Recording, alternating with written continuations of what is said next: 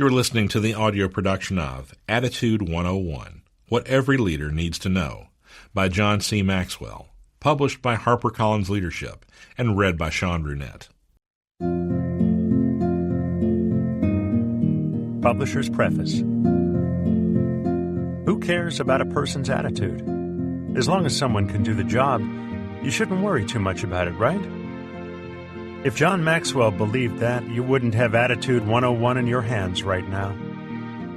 As America's leadership expert, Dr. Maxwell has devoted his life to helping people become more successful. His books and seminars teach that anyone can be a real success if they master skills in 4 areas: relationships, equipping, attitude, and leadership.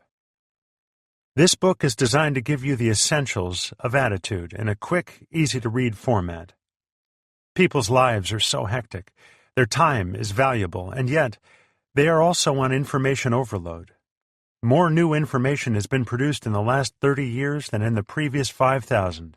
A weekday edition of the New York Times contains more information than average people in 17th century England were likely to come across in their lifetime. The amount of information available in the world has doubled in the last 5 years, and it'll keep doubling. So this book, a companion to Leadership 101, Relationships 101, and Equipping 101, is the short course on attitude. Dr. Maxwell recognizes that as an individual, your attitude has a profound impact on your life. As a leader, you cannot ignore the attitudes of the people you lead and expect to achieve success, whether you're leading a business, a family, a sports team, or a group of volunteers. A person's attitude impacts their relationships, colors their view of failure, and defines their approach to success. Attitude can make or break you. We're delighted to publish Attitude 101 because we realize that few things in life are a greater asset than an attitude of positive determination. Attitude 101 is designed to empower you and your team to succeed by helping you become equipped with the right kind of attitude. Here's to your success and to your reaching the next level.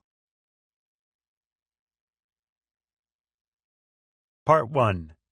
The Impact of Attitude.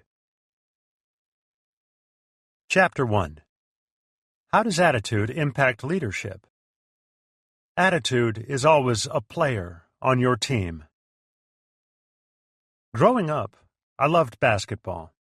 It all started for me in the 4th grade when I saw a high school basketball game for the first time. I was captivated. After that, I could usually be found practicing my shooting and playing pickup games on my small court at home. By the time I got to high school, I had become a pretty good player. I started on the junior varsity team as a freshman, and when I was a sophomore, our JV team had a 15-3 record, which was better than that of the varsity. We were proud of our performance. Maybe a little too proud. The next year, critics who followed high school basketball in Ohio thought our team had a chance to win the state championship in our division.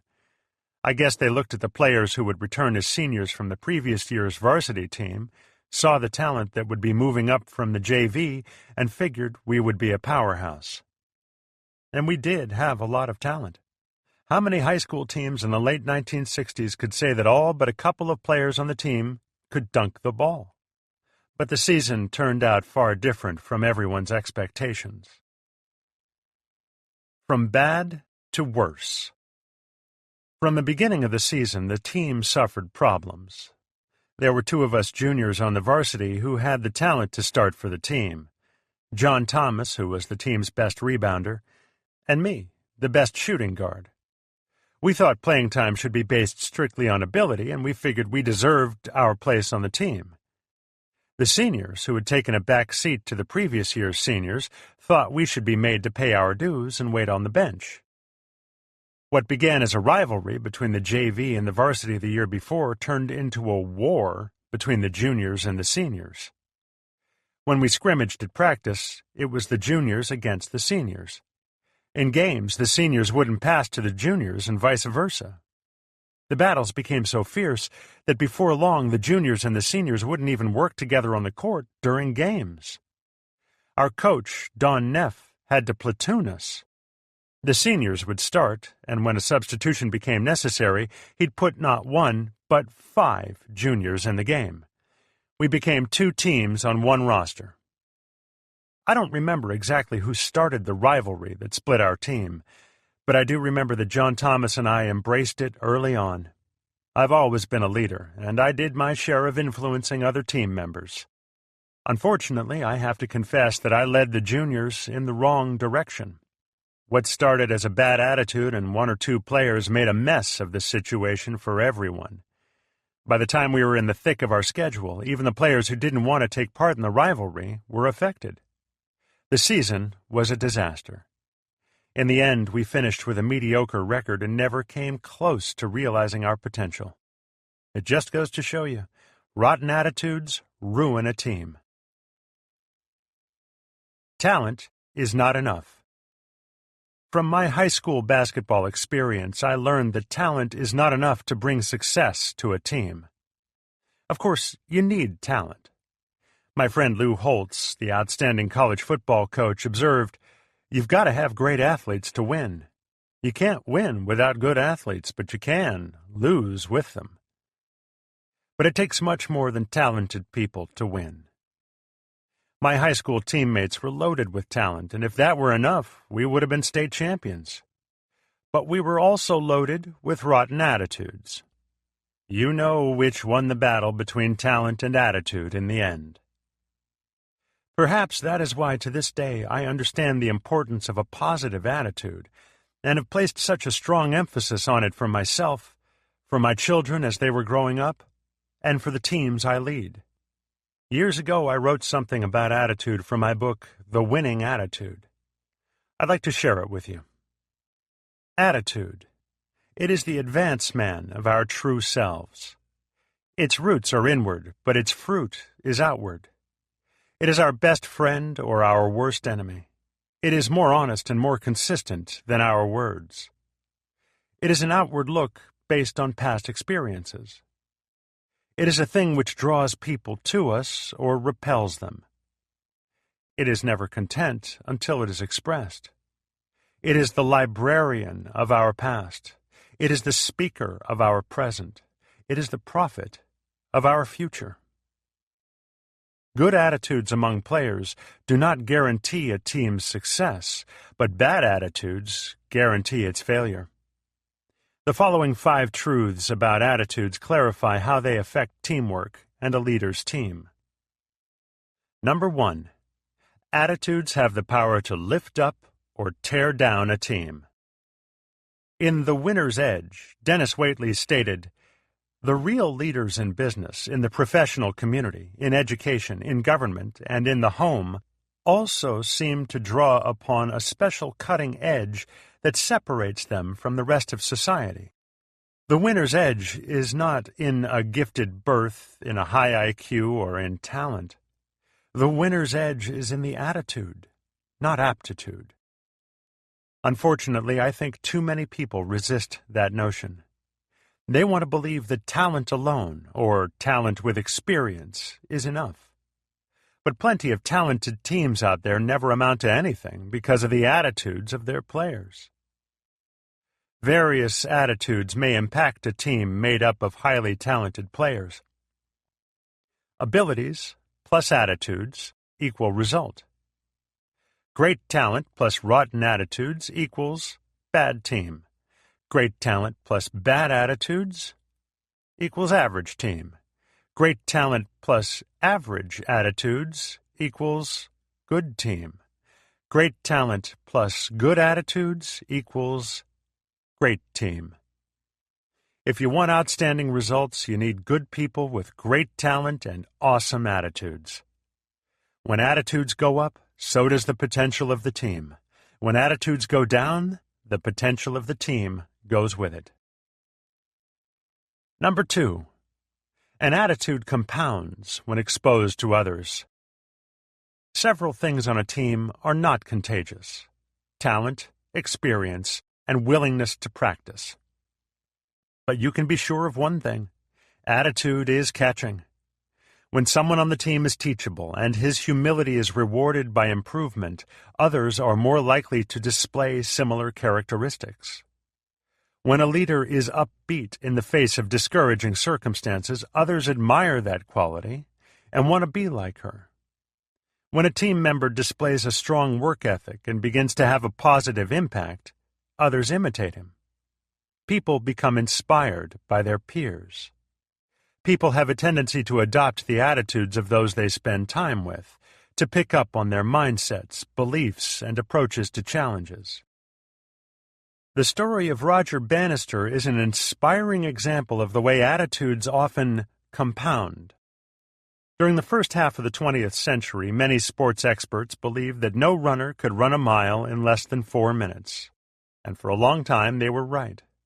But then on May 6, 1954, British runner and university student Roger Bannister ran a mile in 3 minutes, 59.4 seconds during a meet in Oxford. Less than 2 months later, another runner, Australian John Landy, also broke the 4-minute barrier. Then, suddenly, dozens and then hundreds of others broke it. Why? Because the best runners' attitudes changed. They began to adopt the mindsets and beliefs of their peers. Bannister's attitude and actions compounded when exposed to others. His attitude spread. Today, every world-class runner who competes at that distance can run a mile in less than 4 minutes. Attitudes are contagious. Number 3. Bad attitudes compound faster than good ones. There's only one thing more contagious than a good attitude: a bad attitude. For some reason, many people think it's chic to be negative. I suspect that they think it makes them appear smart or important, but the truth is that a negative attitude hurts rather than helps the person who has it. And it also hurts the people around him. To see how quickly and easily an attitude or mindset can spread, just think about this story from Norman Cousins. Once, during a football game, a doctor at the first aid station treated 5 people for what he suspected might be food poisoning. He soon discovered that all 5 people had bought drinks from a particular concession stand at the stadium. The physician requested that the announcer advise people in the stadium to avoid buying drinks from the particular vendor because of the possibility of food poisoning. Before long, more than 200 people complained of food poisoning symptoms. Nearly half the people's symptoms were so severe that they were taken to the hospital. The story doesn't end there, however. After a little more detective work, it was discovered that the 5 original victims had eaten tainted potato salad from one particular deli on the way to the game. When the other sufferers found out that the drinks in the stadium were safe, they experienced miraculous recoveries. That just goes to show you, an attitude spreads very quickly. Number 4. Attitudes are subjective, so identifying a wrong one can be difficult. Have you ever interacted with someone for the first time and suspected that his attitude was poor, yet you were unable to put your finger on exactly what was wrong? I believe many people have that experience. The reason people doubt their observations about others' attitudes is that attitudes are subjective. Someone with a bad attitude may not do anything illegal or unethical, yet his attitude may be ruining the team just the same. People always project on the outside how they feel on the inside. Attitude is really about how a person is. That overflows into how he acts. Allow me to share with you common rotten attitudes that ruin a team so that you can recognize them for what they are when you see them. An inability to admit wrongdoing. Have you ever spent time with people who never admit they're wrong? It's painful. Nobody's perfect, but somebody who thinks he is does not make an ideal teammate. His wrong attitude will always create conflict. Failing to forgive. It's said that Clara Barton, the founder of modern nursing, was once encouraged to bemoan a cruel act inflicted on her years earlier. But Barton wouldn't take the bait. "Don't you remember the wrong that was done to you?" the friend goaded. "No," answered Barton. "I distinctly remember forgetting that." Holding a grudge is never positive or appropriate, and when unforgiveness occurs between teammates, it's certain to hurt the team. Petty jealousy. An attitude that really works against people is the desire for equality that feeds petty jealousy. For some reason, the people with this attitude believe that every person deserves equal treatment, regardless of talent, performance, or impact. Yet nothing could be farther from the truth. Each of us is created uniquely and performs differently, and as a result, we should be treated as such. The disease of me. In his book, The Winner Within, highly successful NBA coach Pat Riley writes about the disease of me. He says of team members who have it, they develop an overpowering belief in their own importance. Their actions virtually shout the claim, "I'm the one." Riley asserts that the disease always has the same inevitable result: the defeat of us. A critical spirit. Fred and Martha were driving home after a church service. "Fred," Martha asked, "did you notice that the pastor's sermon was kind of weak today?" "No, not really," answered Fred. "Well, did you hear that the choir was flat?" "No, I didn't," he responded. "Well, you certainly must have noticed that young couple with their children right in front of us with all the noise and commotion they made the whole service." "I'm sorry, dear, but no, I didn't." Finally, in disgust, Martha said, "Honestly, Fred, I don't know why you even bother to go to church." When someone on the team has a critical spirit, everybody knows it because everyone on the team can do no right. A desire to hog all the credit. Another bad attitude that hurts the team is similar to the disease of me. But where the person with that disease may simmer in the background and create dissension, the credit hog continually steps into the spotlight to take a bow, whether he has earned it or not. His attitude is opposite that of NBA Hall of Fame center Bill Russell, who said of his time on the court, "The most important measure of how good a game I played was how much better I'd made my teammates play."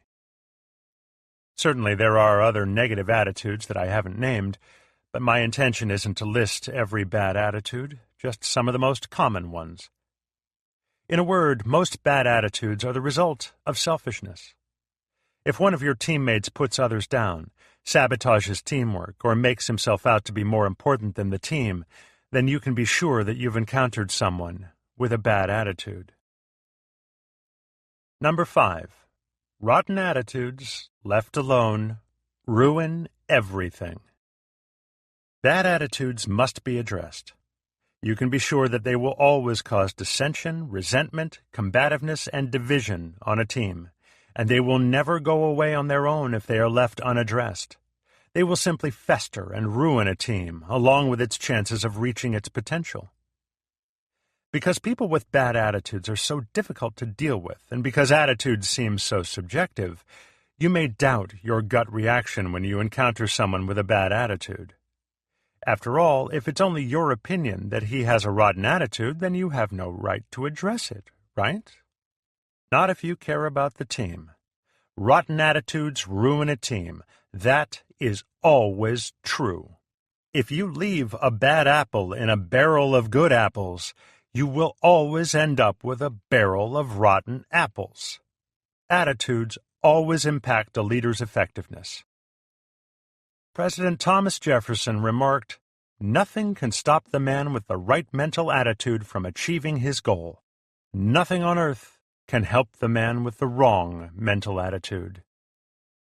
If you care about your team and you are committed to helping all of the players, you can't ignore a bad attitude. Dealing with a person whose attitude is bad can be a very tricky thing. Before you try to address the issue, you would benefit from a closer look at attitudes and how they affect an individual. Chapter 2. How does attitude impact an individual? Your attitude and your potential go hand in hand. What is attitude? How do you put your finger on it? Well, attitude is an inward feeling expressed by behavior. That is why an attitude can be seen without a word being said. Haven't we all noticed the pout of the sulker or the jutted jaw of the determined? Of all the things we wear, our expression is the most important. Sometimes our attitudes can be masked outwardly, and others who see us are fooled. But usually the cover-ups will not last long. There is that constant struggle as the attitude tries to wiggle its way out. My father enjoys telling the story of the 4-year-old who had one of those trouble-filled days. After reprimanding him, his mother finally said to him, "Son, you go over to that chair and sit on it now." The little lad went to the chair, sat down, and said, "Mommy, I'm sitting on the outside, but I'm standing up on the inside." Psychologist-philosopher James Allen states, "A person cannot travel within and stand still without." Soon, what is happening within us will affect what is happening without. A hardened attitude is a dreaded disease. It causes a closed mind and a dark future. When our attitude is positive and conducive to growth, the mind expands, and the progress begins. Attitude determines success or failure. While leading a conference in South Carolina, I tried the following experiment. I asked the audience, what word describes what will determine our happiness, acceptance, peace, and success? The audience began to express words such as job, education, money, time. Finally, someone said attitude. Such an important area of their lives was a second thought. Our attitude is the primary force that will determine whether we succeed or fail. For some, attitude presents a difficulty in every opportunity. For others, it presents an opportunity in every difficulty. Some climb with a positive attitude, while others fall with a negative perspective. The very fact that the attitude makes some while breaking others is significant enough for us to explore its importance. Here are 7 axioms about attitude to help you better understand how it impacts a person's life. Attitude axiom number 1. Our attitude determines our approach to life. Our attitude tells us what we expect from life. Like an airplane, if our nose is pointed up, we are taking off. If it is pointed down, we may be headed for a crash. One of my favorite stories is about a grandma and grandpa who visited their grandchildren. Each afternoon, Grandpa would lie down for a nap. One day, as a practical joke, the kids decided to put Limburger cheese in his mustache. Quite soon, he awoke, sniffing. "Why, this room stinks," he exclaimed as he got up and went out into the kitchen. He wasn't there long until he decided that the kitchen smelled too, so he walked outdoors for a breath of fresh air. Much to Grandpa's surprise, the open air brought no relief, and he proclaimed, "The whole world stinks." How true is that to life? When we carry Limburger cheese in our attitudes, the whole world smells bad. We are individually responsible for our view of life. That truth has been known for ages and is contained in Scripture. For whatever a man sows, that he will also reap. Our attitude toward and action in life help determine what happens to us. It would be impossible to estimate the number of jobs lost, the number of promotions missed, the number of sales not made, and the number of marriages ruined by poor attitudes. But almost daily we witness jobs that are held but hated, and marriages that are tolerated but unhappy, all because people are waiting for others or the world to change, instead of realizing that they are responsible for their own behavior. Attitude axiom number 2. Our attitude determines our relationships with people. All of life is impacted by your relationships with people, yet establishing relationships is difficult. You can't get along with some people, and you can't make it without them. That's why it is essential to build proper relationships with others in our crowded world. The Stanford Research Institute says that the money you make in any endeavor is determined only 12.5% by knowledge and 87.5% by your ability to deal with people. 87.5% people knowledge plus 12.5% product knowledge equals success. That is why Teddy Roosevelt said, "The most important single ingredient to the formula of success is knowing how to get along with people." And why John D. Rockefeller said, "I will pay more for the ability to deal with people than any other ability under the sun."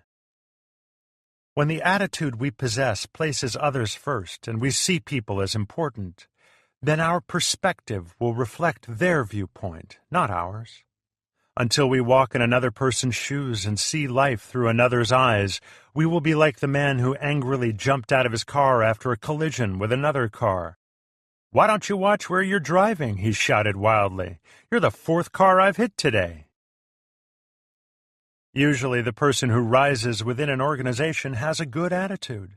The promotions did not give that individual an outstanding attitude, but an outstanding attitude resulted in promotions.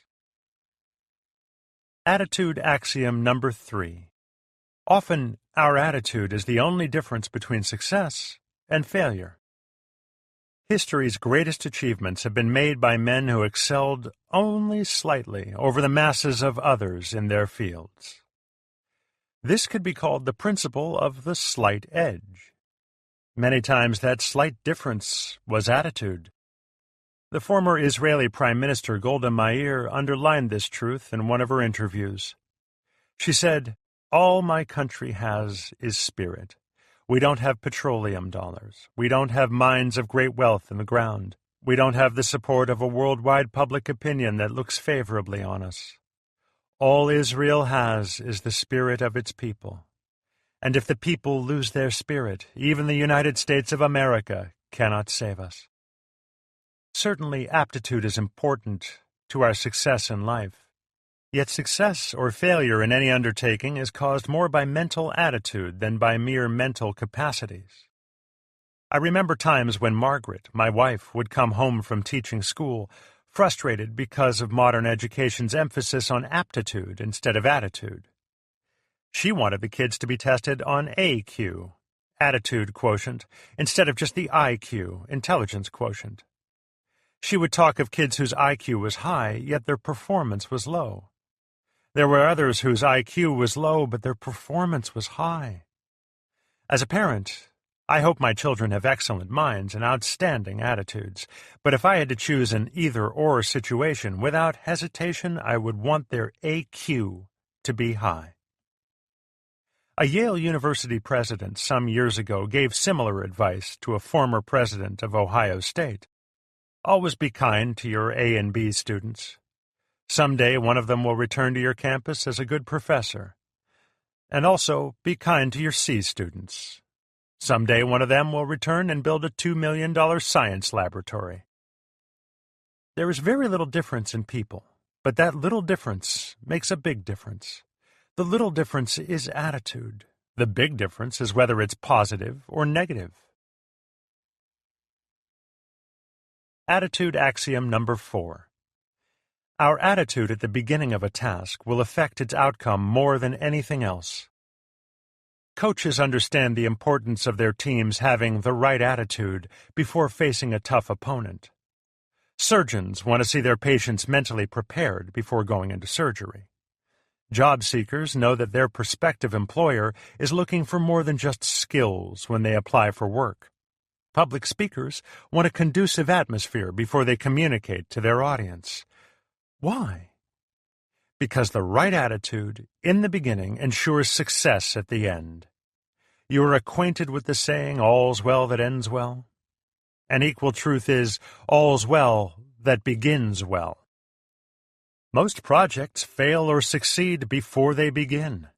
A young mountain climber and an experienced guide were ascending a high peak in the Sierras. Early one morning, the young climber was suddenly awakened by a tremendous cracking sound. He was convinced that the end of the world had come. The guide responded, "It's not the end of the world, just the dawning of a new day." As the sun rose, it was merely hitting the ice and causing it to melt. Many times we have been guilty of viewing our future challenges as the sunset of life, rather than the sunrise of a bright new opportunity. For instance, there's the story of two shoe salesmen who went to an island to sell shoes. The first salesman, upon arrival, was shocked to realize that no one wore shoes. Immediately, he sent a telegram to his home office in Chicago saying, "Will return home tomorrow. No one wears shoes." The second salesman was thrilled by the same realization. Immediately, he wired the home office in Chicago saying, "Please send me 10,000 shoes. Everyone here needs them." Attitude axiom number 5. Our attitude can turn our problems into blessings. In Awake My Heart, J. Sidlow Baxter wrote, "What is the difference between an obstacle and an opportunity? Our attitude toward it. Every opportunity has a difficulty, and every difficulty has an opportunity." When confronted with a difficult situation, a person with an outstanding attitude makes the best of it while he gets the worst of it. Life can be likened to a grindstone. Whether it grinds you down or polishes you depends upon what you were made of. While attending a conference of young leaders, I heard this statement: "No society has ever developed tough men during times of peace." Adversity is prosperity to those who possess great attitude. Kites rise against, not with, the wind. When the adverse wind of criticism blows, allow it to be to you what the blast of wind is to the kite, a force against it that lifts it higher. A kite would not fly unless it had the controlling tension of the string to tie it down. It is equally true in life. Consider the following successes that were accomplished through a positive attitude. When Napoleon's school companions made sport of him because of his humble origin and poverty, he devoted himself entirely to his books. Quickly rising above his classmates in scholarship, he commanded their respect. Soon he was regarded as the brightest in the class. Few people knew Abraham Lincoln until the great weight of the Civil War showed his character. Robinson Crusoe was written in prison. John Bunyan wrote Pilgrim's Progress in the Bedford jail. Sir Walter Raleigh wrote the history of the world during a 13-year imprisonment. Luther translated the Bible while confined in the castle of Wartburg.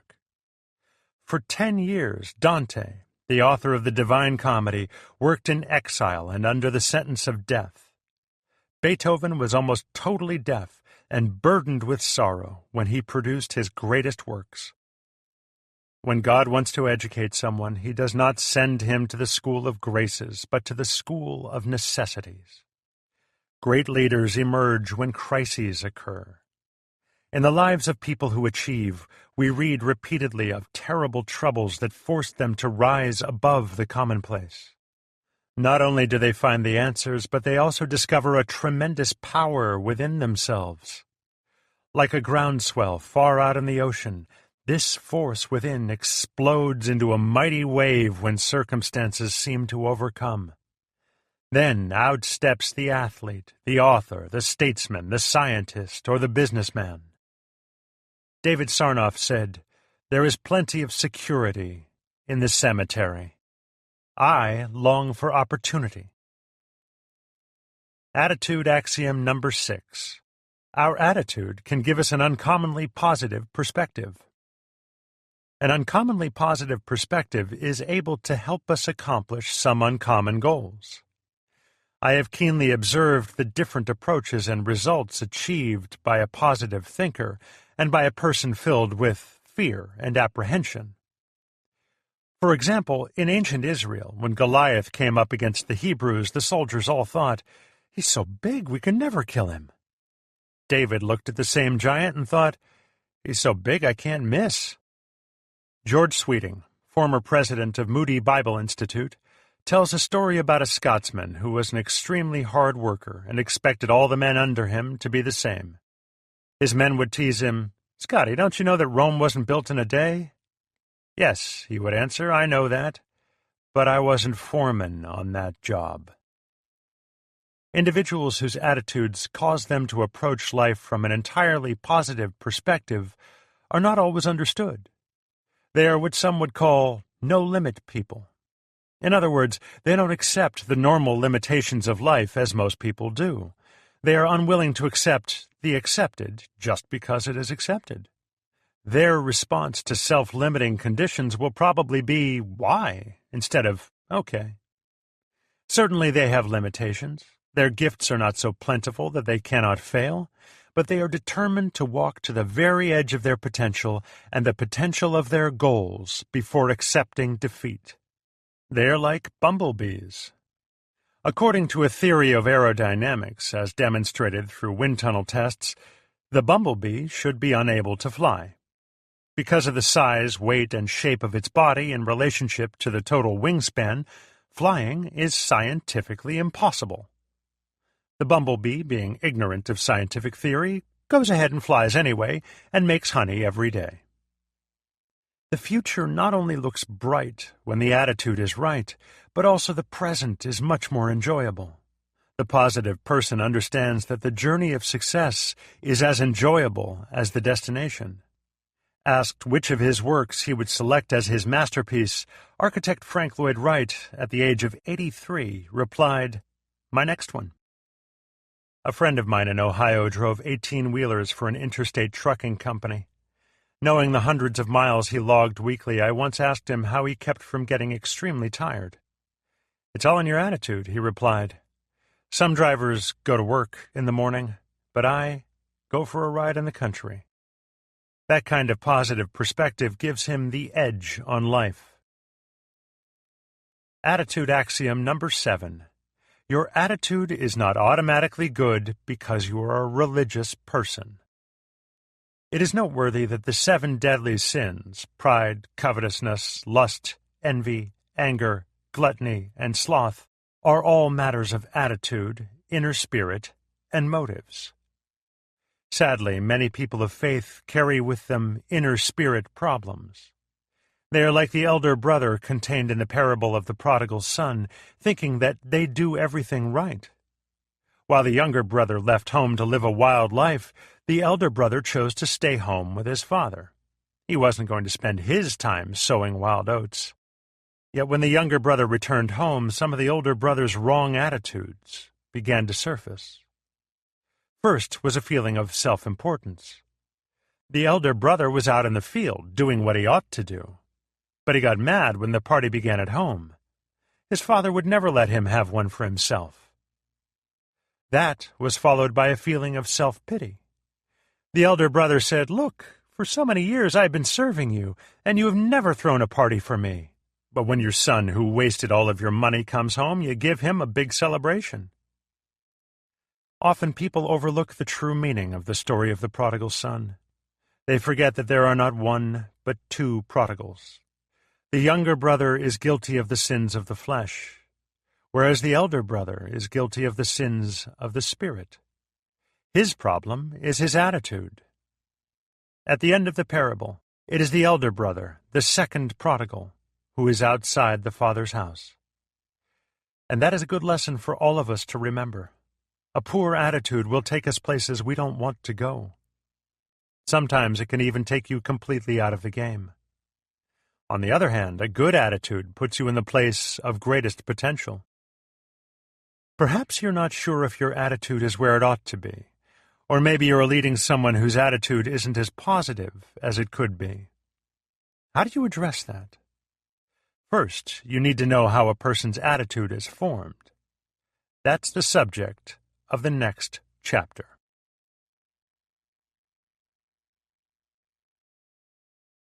Part 2. The Formation of Attitude. Chapter 3. What shapes a person's attitude? A lot goes into an attitude, but a lot more comes out of it. Attitudes aren't shaped in a vacuum. People are born with certain characteristics, and those impact their attitudes. But many other factors play an even greater role in people's lives and in the formation of their attitudes. While these factors continually impact people in general, they make the greatest impression during the following times of life. Stage: pre-birth.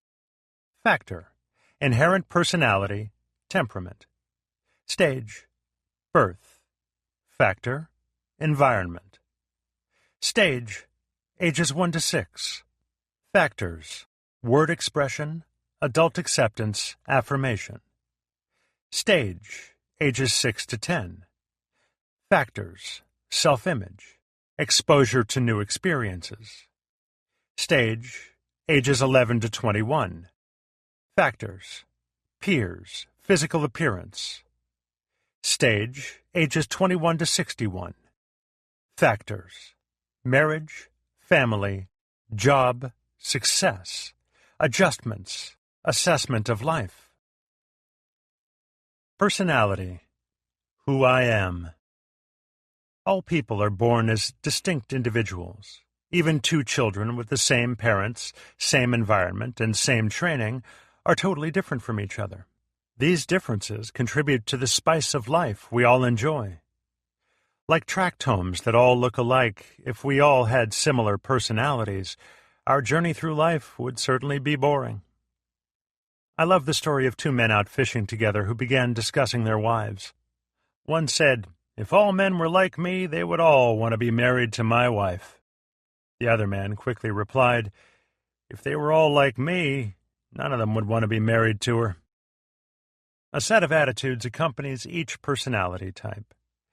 Generally, people with certain temperaments develop specific attitudes common to that temperament.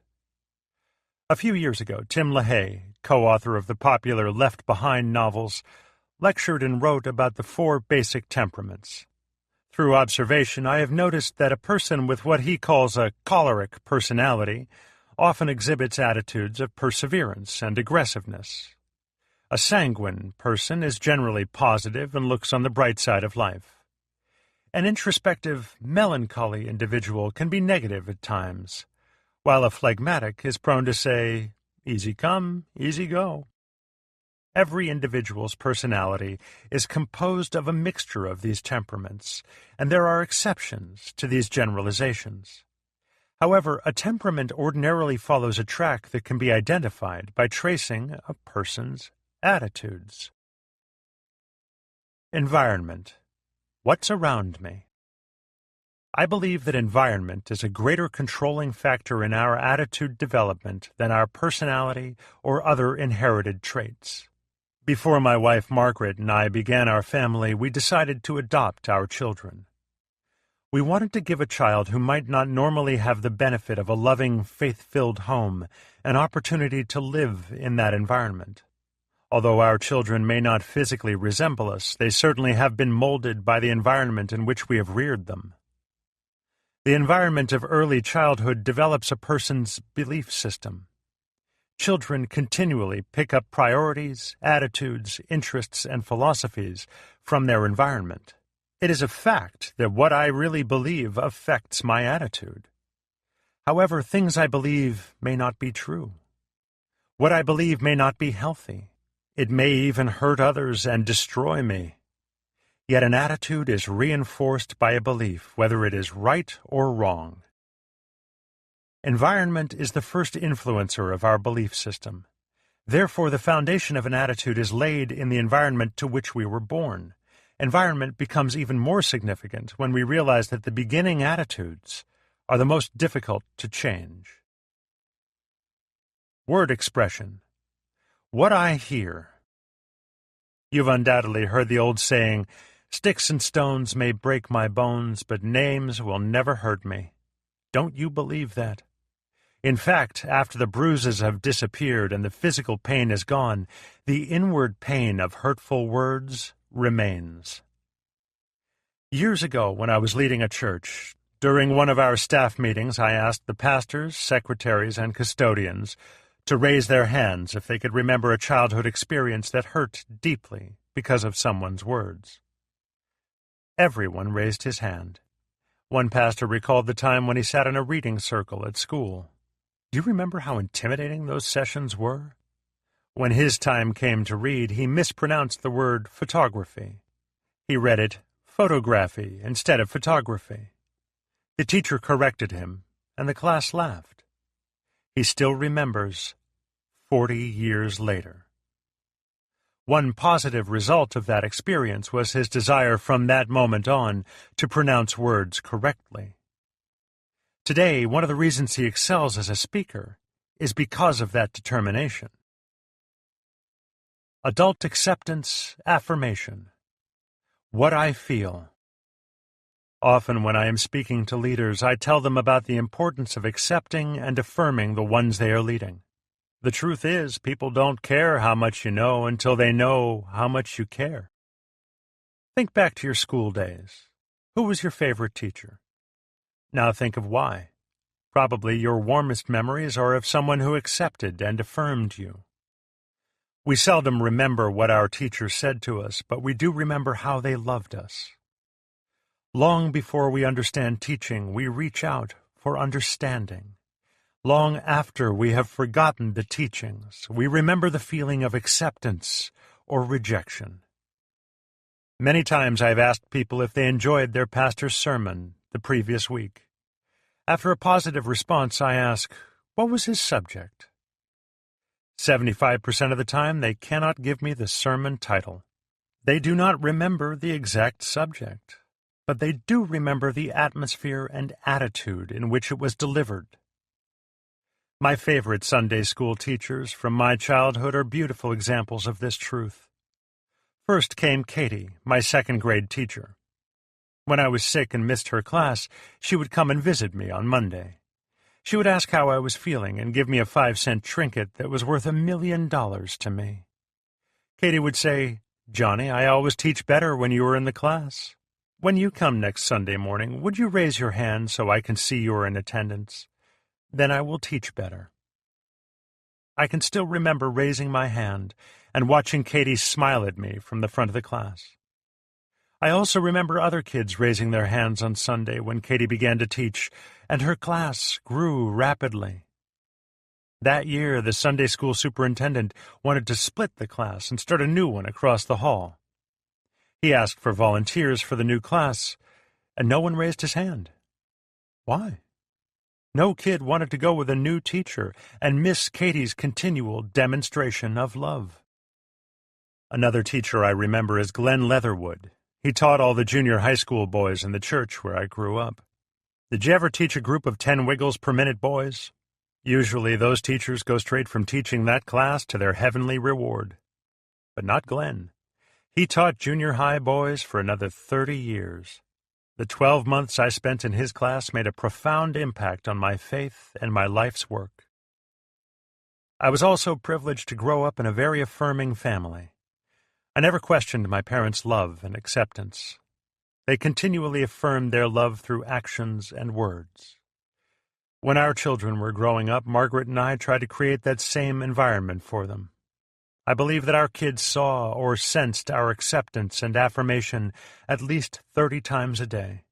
Today, I'd say our grandchildren get almost twice as much. That's not too much. Have you ever been told too many times that you are important, loved, and appreciated? Remember, people don't care how much you know until they know how much you care. Self-image. How I see myself. It is impossible to perform consistently in a manner inconsistent with the way we see ourselves. In other words, we usually act in direct response to our self-image. Nothing is more difficult to accomplish than changing outward actions without changing inward feelings. One of the best ways to improve those inward feelings is to put some success under your belt. My daughter Elizabeth has a tendency to be shy and wants to hold back on new experiences. But once she has warmed up to a situation, it's full steam ahead.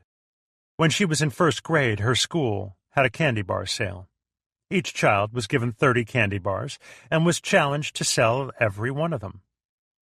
When I picked up Elizabeth from school, she was holding her challenge and needed some positive encouragement. It was time for a sales meeting with my new sales girl. All the way home, I taught her how to sell candy bars. I surrounded each teaching point with half a dozen "you can do it," "your smile will win them over," "I believe in you" phrases.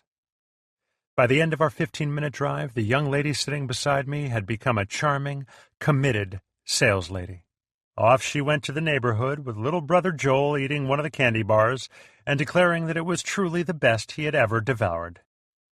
At the end of the day, all 30 bars had been sold, and Elizabeth was feeling great. I will never forget the words she prayed as I tucked her into bed that night. "Oh God, thanks for the candy sale at school. It's great. Oh Lord, help make me a winner. Amen." Elizabeth's prayer reflects the heart's desire of every person. We all want to be winners. Sure enough, Elizabeth came home the next day with another box of candy bars. Now, the big test. She'd exhausted the supply of friendly neighbors, and she was thrust into the cruel world of the unknown buyer. Elizabeth admitted fear as we went to a shopping center to sell our wares.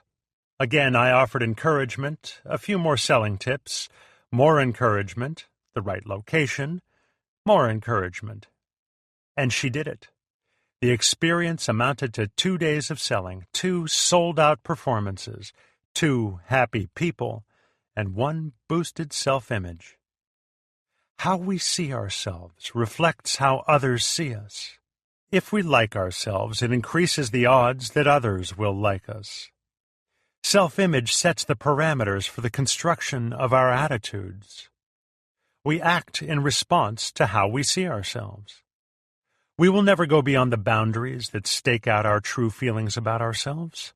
Those new territories can be explored only when our self-image is strong enough to give us permission to go there. Exposure to new experiences. Opportunities for growth. French philosopher François Voltaire likened life to a game of cards. Each player must accept the cards dealt to him. But once those cards are in the hand, he alone decides how to play them to win the game. We always have a number of opportunities in our hand, and we must decide whether to take a risk and act on them. Nothing in life causes more stress, yet at the same time provides more opportunity for growth than new experiences. If you are a parent, you will find it impossible to shield your children from new experiences that might be negative. So it is essential to prepare positive encounters that will build self-image and confidence. Both positive and negative experiences can be used as tools in preparing children for life. Children need continual reassurance and praise when their new experiences are less than positive. In fact, the worse the experience, the more encouragement they need. But sometimes we become discouraged when they are discouraged. This is a good formula to adopt. New experiences plus teaching applications times love equals growth. Association with peers. Who influences me? What others indicate about their perceptions of us affects how we perceive ourselves. Usually, we respond to the expectations of others. This truth becomes evident to parents when their children go to school. No longer can parents control their children's environment. My parents understood that others could exercise a sizable amount of control over their son's behavior, so they were determined to watch and control our peer relationships as much as possible. Their strategy? Provide a climate in the Maxwell home that was appealing to their 2 boys' friends. This meant sacrificing their finances and time.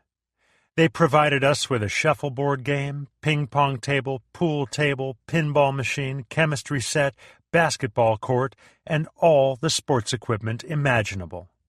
We also had a mother who was spectator, referee, counselor, arbitrator, and fan. And the kids came, often 20 to 25 at a time, all sizes, shapes, and colors. Everyone had fun, and my parents observed our friends. Sometimes, after the gang had gone, my parents would ask about one of our friends. They would openly discuss his language or attitudes and encourage us not to act or think that way. I realize now that most of my major decisions as a young boy were influenced by my parents' teaching and observation of my associations. Casey Stengel, who was a successful manager of the New York Yankees baseball team, understood the power of associations on a baseball player's attitude. He gave Billy Martin some advice when he was a rookie manager. Martin recalled, "Casey said there would be 15 players on your team who will run through a wall for you, 5 who will hate you, and 5 who are undecided. When you make out your rooming list, always room your losers together. Never room a good guy with a loser. The losers who stay together will blame the manager for everything, but it won't spread if you keep them isolated." Charles Tremendous Jones, author of Life is Tremendous, says, "What you will become in 5 years will be determined by what you read and who you associate with." That's good for all of us to remember. Physical appearance, how we look to others. Our looks play an important part in the construction of our attitude. Incredible pressure is placed upon people to possess the in look, which seems to be the standard of acceptance. The next time you're watching television, notice how much the commercials emphasize looks. Notice the percentage of ads dealing with clothing, diet, exercise, and overall physical attractiveness. Hollywood says blandness is out and beauty is in. This influences our perception of our worth. What can make it even more difficult is the realization that others also judge our worth by our appearance. Recently, I read a business article that stated our physical attractiveness helps determine our income. For example, the research reported in that article showed the discrepancies between the salaries of men 6 foot 2 inches and 5 foot 10 inches. The taller men consistently received higher salaries. Like it or not, physical appearance, and one's perception of it, impacts a person's attitude. Marriage, family, and job, our security and status. New influences begin to affect our attitude as we approach our mid-20s. It is during this time that most people start a career. They also often get married. That means another person influences our perspective. When I speak on attitudes, I always emphasize the need to surround ourselves with positive people. One of the saddest comments that I often receive comes from someone who tells me their marriage partner is negative and doesn't want to change. To a certain extent, when the negative mate does not want to change, the positive one is imprisoned by negativism.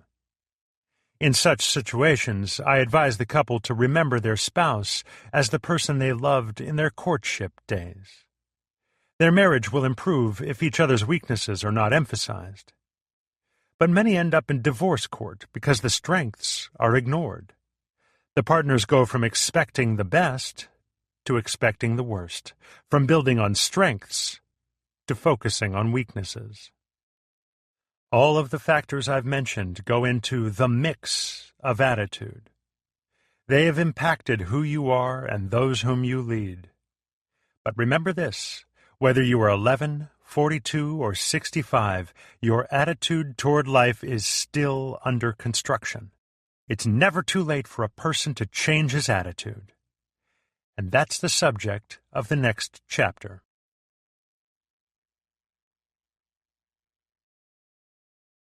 Chapter 4. Can an attitude be changed? The key to having a good attitude is the willingness to change. We are either the masters or the victims of our attitudes. It is a matter of personal choice. Who we are today is the result of choices we made yesterday. Tomorrow we will become what we choose today. To change means to choose to change. I'm told that in northern Canada there are just 2 seasons, winter and July. When the back roads begin to thaw, they become muddy. Vehicles going into the backwoods country leave deep ruts that become frozen when cold weather returns. For those entering remote areas during the winter months, there are signs that read, "Driver, please choose carefully which rut you drive in, because you'll be in it for the next 20 miles. Some people seem to feel stuck in their current attitudes, like a car in a 20-mile rut. However, attitude is not permanent. If you're not happy with yours, you know you can change it. If someone you lead has a bad attitude, then you want to help them to change, but only if they truly want to change. Anyone can become the kind of positive person for whom life is a joy and every day is filled with potential if they genuinely desire to. If you want to have a great attitude, then make the following choices. Choice number 1. Evaluate your present attitude. The process begins with knowing where you're starting from. Evaluating your present attitude will take some time. If possible, try to separate yourself from your attitude.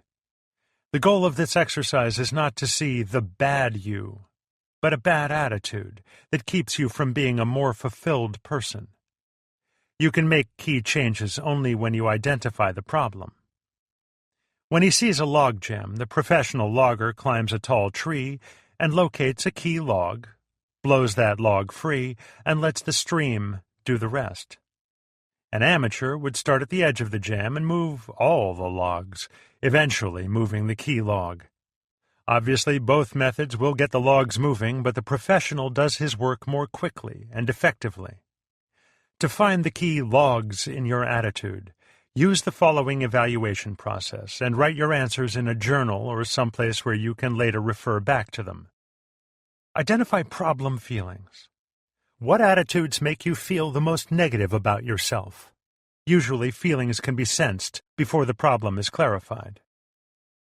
Identify problem behavior.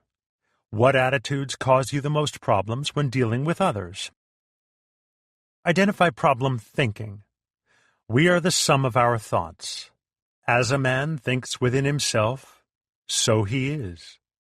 What thoughts consistently control your mind? Although this is the beginning step in correcting attitude problems, these are not as easy to identify as the first two. Clarify truth. In order to know how to change, you need to examine your feelings in light of truth. If you are a person of faith, then use the scriptures. What do they tell you about how your attitude should be? Secure commitment. At this stage, what must I do to change turns into I must change. Remember, the choice to change is the one decision that must be made, and only you can make it. Plan and carry out your choice. Act on your decision immediately and repeatedly. Choice number 2. Realize that faith is stronger than fear. The only thing that will guarantee the success of a difficult or doubtful undertaking is faith from the beginning that you can do it. Philosopher William James said, "The greatest discovery of my generation is that people can alter their lives by altering their attitudes of mind."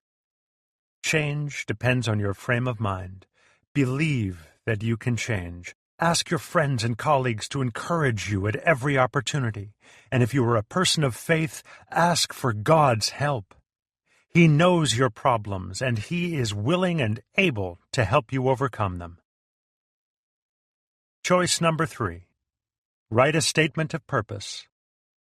When I was a boy, my father decided to build a basketball court for my brother and me. He made a cement driveway, put a backboard on the garage, and was just getting ready to put up the basket when he was called away on an emergency. He promised to put up the hoop as soon as he returned. No problem, I thought. I have a brand-new Spalding ball and a new cement driveway on which to dribble it. For a few minutes, I bounced the ball on the cement. Soon, that became boring, so I took the ball and threw it up against the backboard. Once. I let the ball run off the court and didn't pick it up again until Dad returned to put up the rim. Why? It's no fun playing basketball without a goal. The joy is in having something to aim for. In order to have fun and direction in changing your attitude, you must establish a clearly stated goal. This goal should be as specific as possible, written out and signed, with a time frame attached to it. The purpose statement should be placed in a visible spot where you see it several times a day to give you reinforcement. You will attain this goal if each day you do 3 things. Number 1, write specifically what you desire to accomplish each day. The biblical story of David's encounter with Goliath is a fine illustration of faith and how it may overcome insurmountable odds with seemingly inadequate resources. But one thing perplexed me when I first began to study David's life. Why did he pick 5 stones for his sling on the way to encounter Goliath? The longer I pondered, the more perplexed I became. Why 5 stones? There was only one giant. Choosing 5 stones seemed to be a flaw in his faith. Did he think he was going to miss, and that he would have 4 more chances? Sometime later, I was reading in 2 Samuel, and I got the answer. Goliath had 4 sons. So that means there were 5 giants. In David's reckoning, there was 1 stone per giant. Now that is what I mean about being specific in our faith. What are the giants you must slay to make your attitude what it needs to be? What resources will you need? Don't be overcome with frustration when you see the problems. Take 1 giant at a time. Military strategists teach their armies to fight 1 front at a time. Settle which attitude you want to tackle at this time. Write it down. As you specifically begin to win battles, write them down. And spend time reading about past victories because it will encourage you. Number 2, verbalize to an encouraging friend what you want to accomplish each day. Belief is an inward conviction. Faith is an outward action. You will receive both encouragement and accountability by verbalizing your intentions. One of the ways people resolve a conflict is to verbalize it to themselves or someone else. This practice is also vital in reaching your desired attitudes. I know successful salesmen who repeat this phrase out loud 50 times each morning and 50 times each evening. I can do it. Continually saying positive statements helps them believe in themselves and causes them to act on that belief. Start this process by changing your vocabulary. Here are some suggestions. Eliminate these words completely. Number 1, I can't. Number 2, if. Number 3, doubt. Number 4, I don't think. Number 5, I don't have the time. Number 6, maybe. Number 7, I'm afraid of. Number 8, I don't believe. Number 9, minimize I. Number 10, it's impossible. Make these words a part of your vocabulary. Number 1, I can. Number 2, I will. Number 3, expect the best. Number 4, I know. Number 5, I will make the time. Number 6, positively. Number 7, I am confident. Number 8, I do believe. Number 9, promote you. Number 10, all things are possible. Number 3, take action on your goal each day.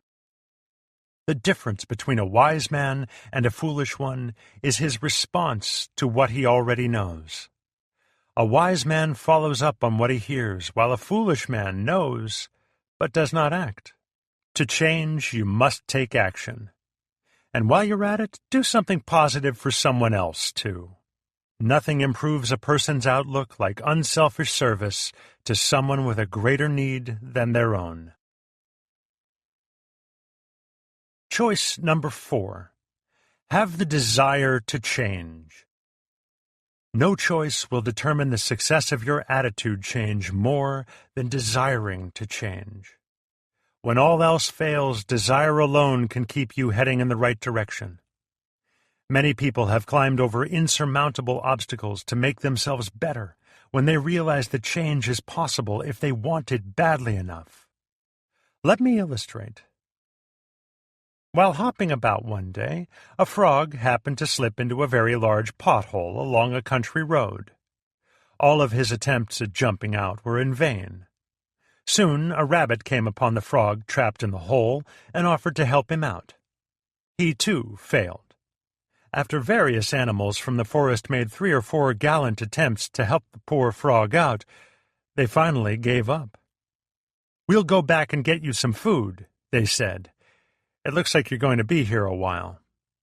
However, not long after they took off to get food, they heard the frog hopping along after them. They couldn't believe it. "We thought you couldn't get out," they exclaimed. "Oh, I couldn't," replied the frog.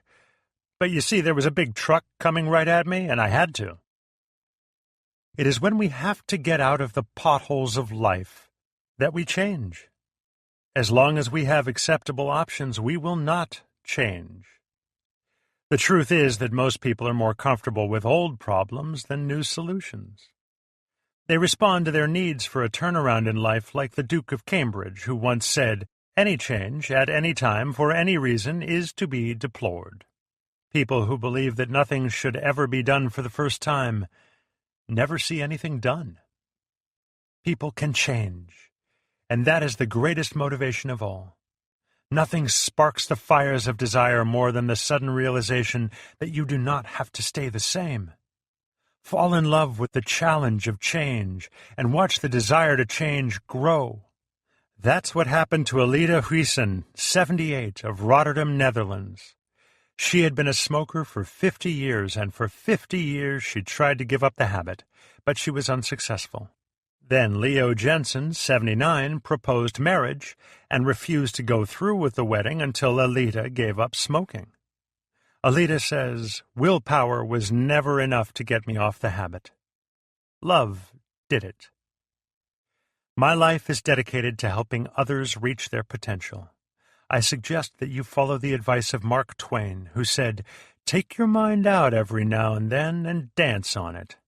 It is getting all caked up." That was his way of saying, get out of that rut.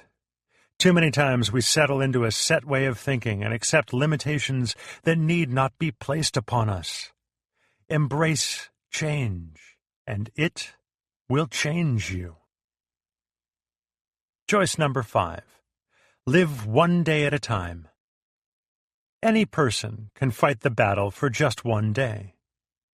It is only when you and I add the burdens of those two awful eternities, yesterday and tomorrow, that we tremble. It is not the experiences of today that drive people to distraction.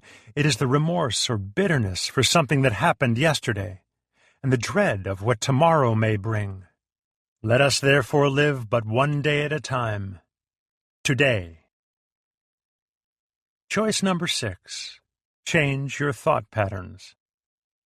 That which holds our attention determines our actions. We are where we are and what we are because of the dominating thoughts that occupy our minds.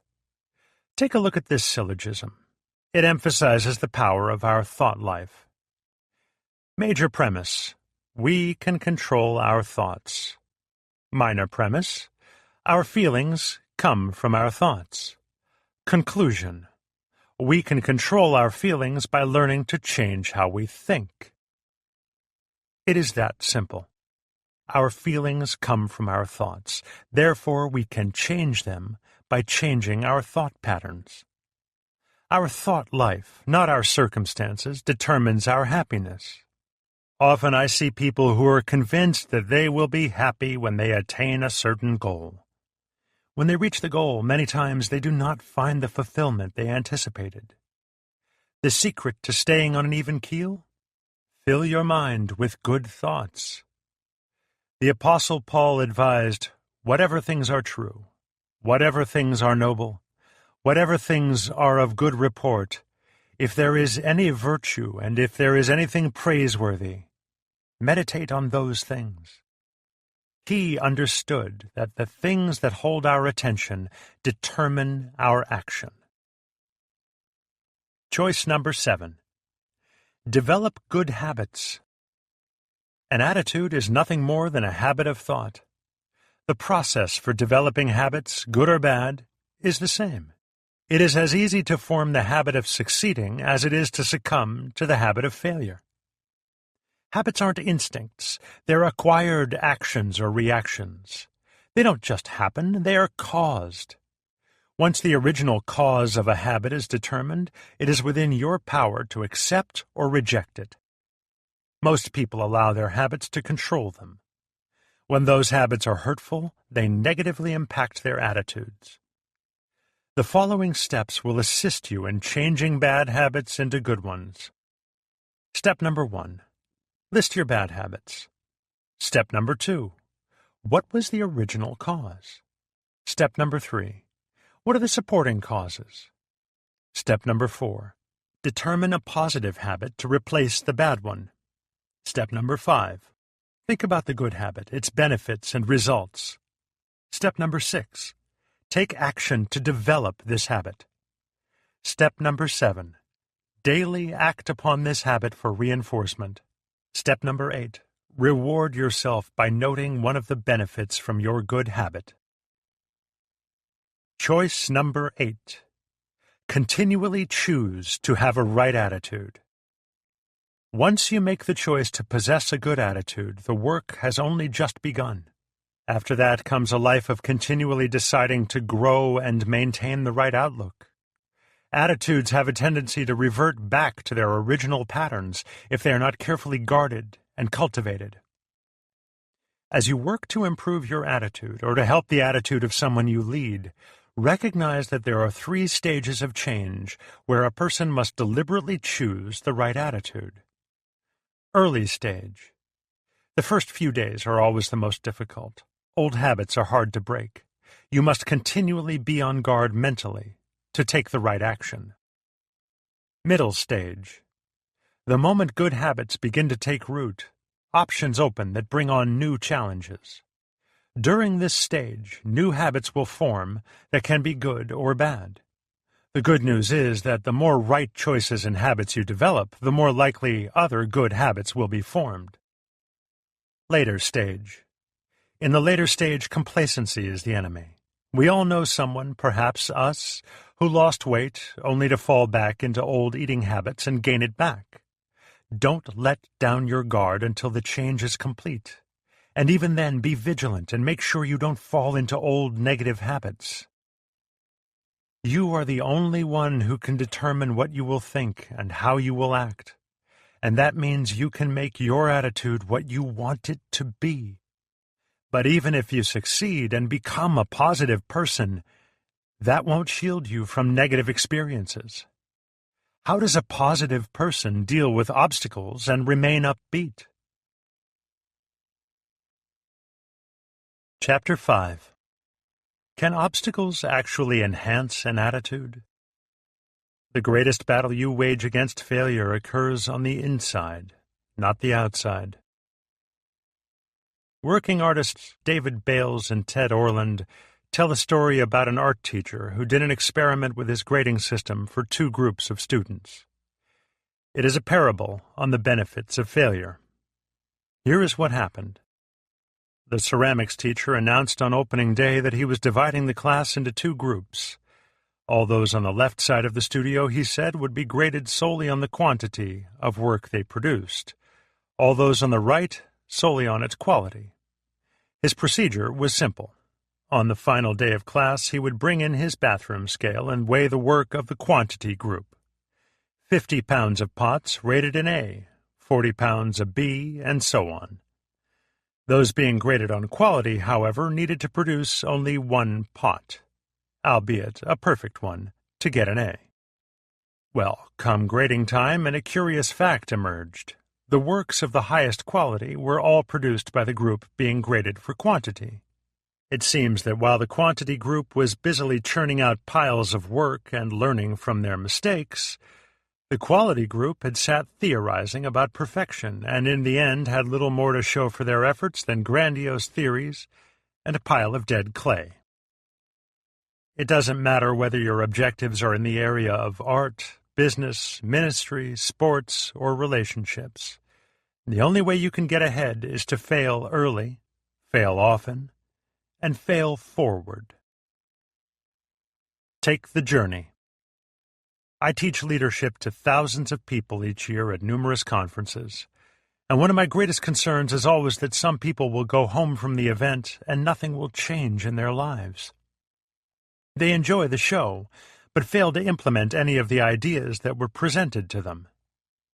I tell people constantly, we overestimate the event and underestimate the process. Every dream that anyone has achieved came because of dedication to a process. That's one of the reasons I write books and create audio programs, so that people can engage in an ongoing process of growth. People naturally tend toward inertia. That's why self-improvement is such a struggle. But that's also the reason that adversity lies at the heart of every success. The process of achievement comes through repeated failures and the constant struggle to climb to a higher level. When it comes to facing failure, most people will grudgingly concede that any person must make it through some adversity in order to succeed. They'll acknowledge that you have to experience the occasional setback to make progress. But I believe that success comes only if you take that thought one step further. In order to achieve your dreams, you must embrace adversity and make failure a regular part of your life. If you're not failing, you're probably not really moving forward. The benefits of adversity. Psychologist Dr. Joyce Brothers asserts, the person interested in success has to learn to view failure as a healthy, inevitable part of the process of getting to the top. Adversity and the failure that often results from it should not only be expected in the process of succeeding, they need to be viewed as an absolutely critical part of it. In fact, the benefits of adversity are many. Take a look at some of the key reasons to embrace adversity and persevere through it. Number 1. Adversity creates resilience.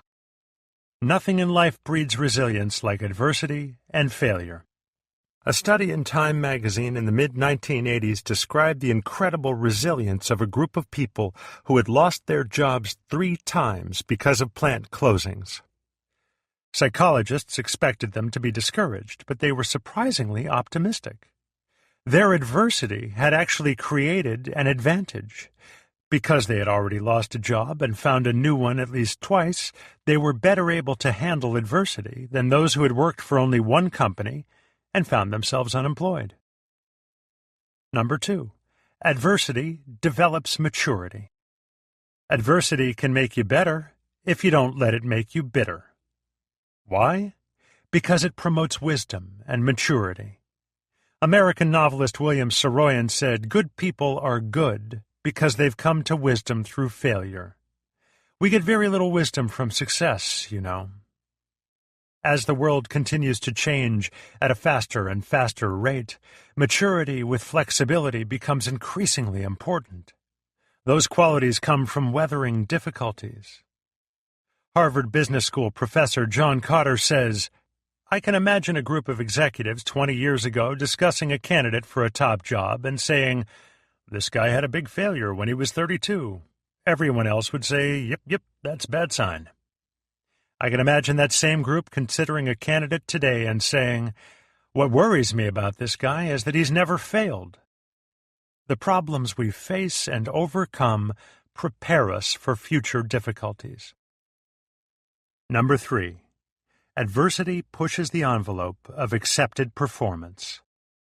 Lloyd Ogilvy says that a friend of his, who was a circus performer in his youth, described his experience of learning to work on the trapeze as follows. Once you know that the net will catch you, you stop worrying about falling. You actually learn to fall successfully. What that means is you can concentrate on catching the trapeze swinging toward you and not on falling, because repeated falls in the past have convinced you that the net is strong and reliable when you do fall. The result of falling and being caught by the net is a mysterious confidence and daring on the trapeze. You fall less. Each fall makes you able to risk more. Until a person learns from personal experience that he can live through adversity, he is reluctant to buck mindless tradition, push the envelope of organizational performance, or challenge himself to press his physical limits. Failure helps prompt people to rethink the status quo. Number 4. Adversity provides greater opportunities. I believe that eliminating problems limits our potential. Just about every successful entrepreneur I've met has numerous stories of adversity and setbacks that open doors to greater opportunity. For example, in 1978, Bernie Marcus, the son of a poor Russian cabinet maker in Newark, New Jersey, was fired from Handy Dan, a do-it-yourself hardware retailer. That prompted Marcus to team with Arthur Blank to start their own business. In 1979, they opened their first store in Atlanta, Georgia. It was called Home Depot. Today, Home Depot has more than 760 stores, employing more than 157,000 people. They have expanded the business to include overseas operations, and each year they do more than $30 billion in sales. I'm sure Bernie Marcus wasn't very happy about getting fired from his job back at Handy Dan, but if he hadn't been, who knows whether he would have achieved the success he has today. Number 5. Adversity prompts innovation. Early in the 20th century, a boy whose family had emigrated from Sweden to Illinois sent 25 cents to a publisher for a book on photography. What he received instead was a book on ventriloquism. What did he do? He adapted and learned ventriloquism. He was Edgar Bergen, and for over 40 years he entertained audiences with the help of a wooden dummy named Charlie McCarthy. The ability to innovate is at the heart of creativity, a vital component in success. University of Houston professor Jack Matson recognized that fact and developed a course that his students call Failure 101. In it, Matson has students build mock-ups of products that no one would ever buy. His goal is to get students to equate failure with innovation instead of defeat. That way they will free themselves to try new things. They learn to reload and get ready to shoot again, says Matson. If you want to succeed, you have to learn to make adjustments to the way you do things and try again. Adversity helps to develop that ability. Number 6. Adversity brings unexpected benefits. The average person makes a mistake and automatically thinks that it's a failure. But some of the greatest stories of success can be found in the unexpected benefits of mistakes. For example, most people are familiar with the story of Edison and the phonograph. He discovered it while trying to invent something entirely different. But did you also know that Kellogg's Corn Flakes resulted when boiled wheat was left in a baking pan overnight?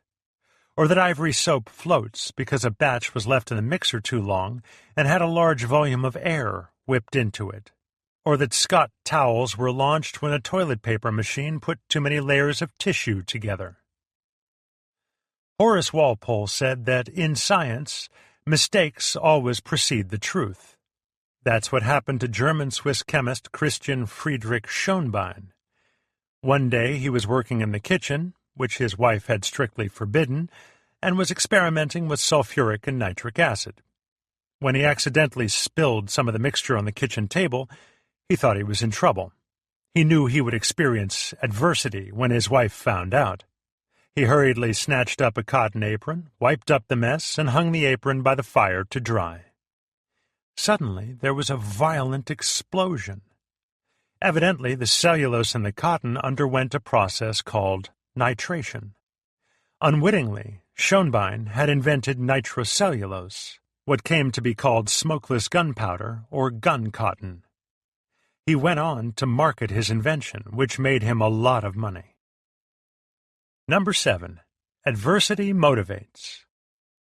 Years ago, when Bear Bryant was coaching the University of Alabama's football team, the Crimson Tide was ahead by only 6 points in a game with less than 2 minutes remaining in the fourth quarter. Bryant sent his quarterback into the game with instructions to play it safe and run out the clock. In the huddle, the quarterback said, "Coach says to play it safe, but that's what they're expecting. Let's give them a surprise." And with that, he called a pass play. When the quarterback dropped back and threw the pass, the defending cornerback, who was a champion sprinter, intercepted the ball and headed for the end zone expecting to score a touchdown. The quarterback, who was not known as a good runner, took off after the cornerback and ran him down from behind, tackling him on the 5-yard line. It saved the game. After the clock ran out, The opposing coach approached Bear Bryant and said, "What's this business about your quarterback not being a runner? He ran down my speedster from behind." Bryant responded, "Your man was running for 6 points. My man was running for his life." Nothing can motivate a person like adversity. Olympic diver Pat McCormick said, "I think failure is one of the great motivators.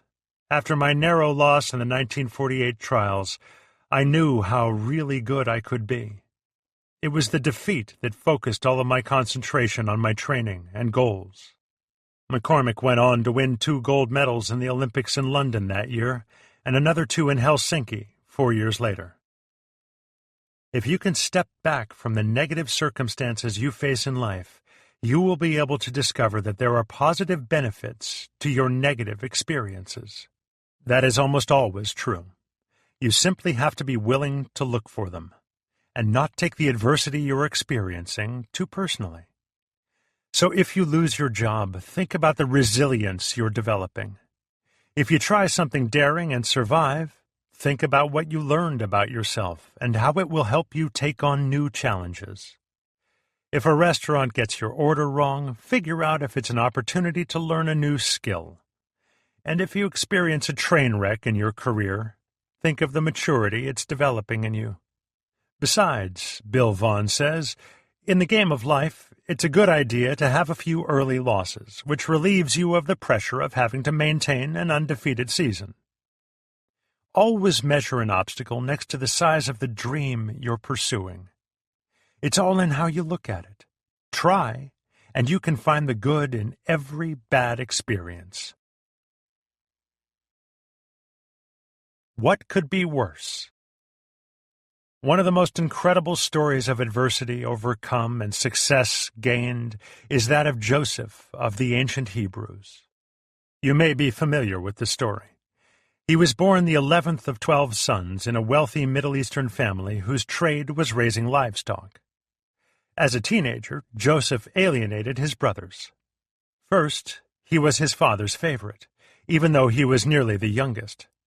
Second, he used to tell his father any time his brothers weren't doing their work properly with the sheep. And third, he made the mistake of telling his older brothers that one day he would be in charge of them. At first, a group of his brothers wanted to kill him, but the eldest, Reuben, prevented them from doing that. So when Reuben wasn't around, the others sold him into slavery. Joseph ended up in Egypt, working in the house of the captain of the guard, a man named Potiphar. Because of his leadership and administrative skill, Joseph quickly rose in the ranks, and before long he was running the entire household. He was making the best of a bad situation. But then things got worse. The wife of his master tried to persuade him to sleep with her. When he refused, she accused him of making advances toward her and got Potiphar to throw Joseph in prison. From slavery to prison. At that point, Joseph was in about as difficult a position as he could be. He was separated from his family. He was living away from home in a foreign land. He was a slave. And he was in prison. But again, he made the best of a tough situation. Before long, the warden of the prison put Joseph in charge of all the prisoners and all the prison's daily activities. While in prison, Joseph got the chance to meet a fellow prisoner who had been an official from Pharaoh's court, the chief cupbearer. And Joseph was able to do him a favor by interpreting a dream the man had. When he saw that the official was grateful, Joseph made a request of him in return. "When all goes well with you," Joseph asked, "remember me, and show me kindness. Mention me to Pharaoh, and get me out of this prison, for I was forcibly carried off from the land of the Hebrews, and even here I have done nothing to deserve being put in a dungeon." Joseph had great hope a few days later when the official was returned to court and the good graces of the monarch. He expected any minute to receive word that Pharaoh was setting him free. But he waited. And waited. 2 years passed before the cupbearer remembered Joseph, and he did so only because Pharaoh wanted someone to interpret one of his dreams. Finally, the payoff. In the end, Joseph was able to interpret Pharaoh's dreams. And because the Hebrews showed such great wisdom, the Egyptian ruler put Joseph in charge of the entire kingdom. As the result of Joseph's leadership, planning, and system of food storage, when famine struck the Middle East 7 years later, many thousands of people who otherwise would have died were able to survive, including Joseph's own family. When his brothers traveled to Egypt for relief from the famine, 20 years after selling him into slavery, they discovered that their brother Joseph was not only alive, but second in command of the most powerful kingdom in the world. Few people would welcome the adversity of 13 years in bondage as a slave and prisoner. But as far as we know, Joseph never gave up hope and never lost his perspective. Nor did he hold a grudge against his brothers. After their father died, he told them, "You intended to harm me, but God intended it for good to accomplish what is now being done, the saving of many lives." Joseph found the positive benefits in his negative experiences, and if he can do it, so can we. To help you do that, you need to take the next step when it comes to attitude. You have to be able to deal positively with failure. Part 3. The Future with the Right Attitude. Chapter 6. What is failure? Every successful person is someone who failed, yet never regarded himself as a failure. In an interview years ago, David Brinkley asked advice columnist Ann Landers what question she most frequently received from readers. Her answer? What's wrong with me? Landers' response reveals a lot about human nature. Many people wrestle with feelings of failure, the most damaging being doubtful thoughts about themselves. At the heart of those doubts and feelings is one central question: am I a failure?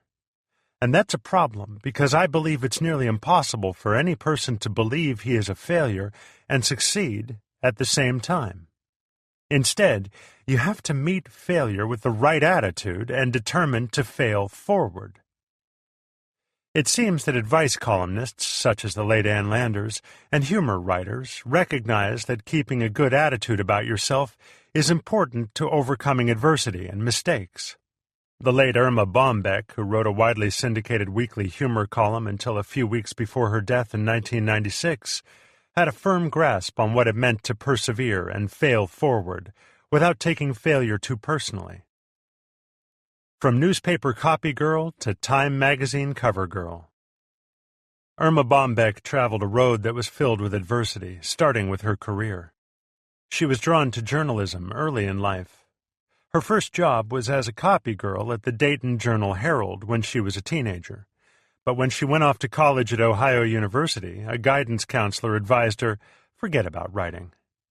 She refused. Later, she transferred to the University of Dayton and in 1949 graduated with a degree in English. Soon afterward, she began working as a writer for the obituary column and the women's page. That year, adversity carried over into her personal life. When she got married, one of her deepest desires was to become a mother. But much to her dismay, her doctors told her she was incapable of having children.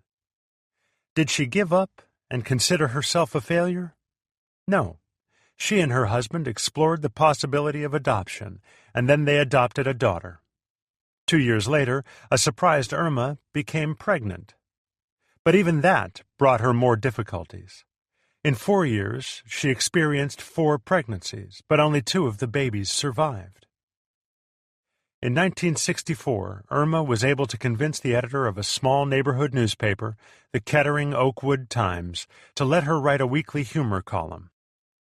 Despite the pitiful $3 per article she was paid, she kept writing. And that opened a door for her. The next year, she was offered the opportunity to write a 3-times-a-week column for her old employer, the Dayton Journal-Herald. By 1967, her column was syndicated and carried by more than 900 newspapers. For slightly more than 30 years, Irma wrote her humor column. During that time, she published 15 books, was recognized as one of the 25 most influential women in America, appeared frequently on the television show Good Morning America, was featured on the cover of Time magazine, received innumerable honors, such as the American Cancer Society's Medal of Honor, and was awarded 15 honorary degrees. More than her share of problems. But during that span of time, Irma Bombeck also experienced troubles and trials, including breast cancer, a mastectomy, and kidney failure. And she wasn't shy about sharing her perspective on her life's experiences. I speak at college commencements, and I tell everyone I'm up there and they're down there, not because of my successes, but my failures. Then I proceed to spin all of them off, a comedy record album that sold 2 copies in Beirut, a sitcom that lasted about as long as a donut in our house, a Broadway play that never saw Broadway, book signings where I attracted 2 people, one who wanted directions to the restroom and the other who wanted to buy the desk. What you have to tell yourself is, I'm not a failure. I failed at doing something. There's a big difference. Personally and career-wise, it's been a corduroy road. I've buried babies, lost parents, had cancer, and worried over kids. The trick is to put it all in perspective, and that's what I do for a living. That winning attitude kept Irma Bombeck down to earth. She liked to refer to herself as a former homeroom mother and obituary writer. It also kept her going and writing through the disappointments, the pain, the surgeries, and the daily kidney dialysis until her death at age 69. Every genius could have been a failure. Every successful person is someone who failed, yet never regarded himself as a failure. For example, Wolfgang Mozart, one of the geniuses of musical composition, was told by Emperor Ferdinand that his opera The Marriage of Figaro was far too noisy and contained far too many notes. Artist Vincent van Gogh, whose paintings now set records for the sums they bring at auction, sold only 1 painting in his lifetime. Thomas Edison, the most prolific inventor in history, was considered unteachable as a youngster. And Albert Einstein, the greatest thinker of our time, was told by a Munich schoolmaster that he would never amount to much. I think it's safe to say that all great achievers are given multiple reasons to believe they are failures. But in spite of that, they remain positive and they persevere. In the face of adversity, rejection, and failings, they continue believing in themselves and refuse to consider themselves failures. They choose to develop the right attitude about failure. Failing forward is not false self-esteem. I place high value on praising people, especially children. In fact, I believe that people live up to your level of expectation, but I also believe that you have to base your praise on truth. You don't make up nice things to say about others. Here's the approach I use to encourage and lead others. Value people. Praise effort. Reward performance. I use that method with everyone. I even use a form of it with myself. When I'm working, I don't give myself a reward until after the job is finished. When I approach a task or project, I give it my very best, and no matter what the results are, I have a clear conscience. I have no problem sleeping at night. And no matter where I fail or how many mistakes I make, I don't let it devalue my worth as a person. As the saying goes, God uses people who fail because there aren't any other kind around. It is possible to cultivate a positive attitude about yourself, no matter what circumstances you find yourself in, or what kind of history you have. 7 abilities needed to fail forward. Here are 7 abilities of achievers that enable them to fail, not take it personally, and keep moving forward. 1. Reject rejection. Author James Allen states, "A man is literally what he thinks, his character being the complete sum of all his thought." And that's why it's important to make sure your thinking is on the right track. People who don't give up keep trying because they don't base their self-worth on their performance. Instead, they have an internally based self-image. Rather than say, "I am a failure," they say, "I missed that one," or "I made a mistake." Psychologist Martin E. Seligman believes we have two choices when we fail. We can internalize or externalize our failure. People who blame themselves when they fail think they are worthless, talentless, unlovable, says Seligman. People who blame external events do not lose self-esteem when bad events strike. To keep the right perspective, take responsibility for your actions, but don't take failure personally. Number 2, see failure as temporary. People who personalize failure see a problem as a hole they're permanently stuck in, but achievers see any predicament as temporary. For example, take the case of United States President Harry S. Truman. In 1922, he was 38 years old, in debt, and out of work.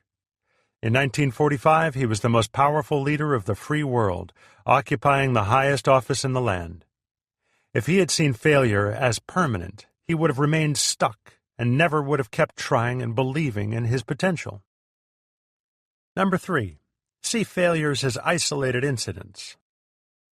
Author Leo Buscaglia once talked about his admiration for cooking expert Julia Child.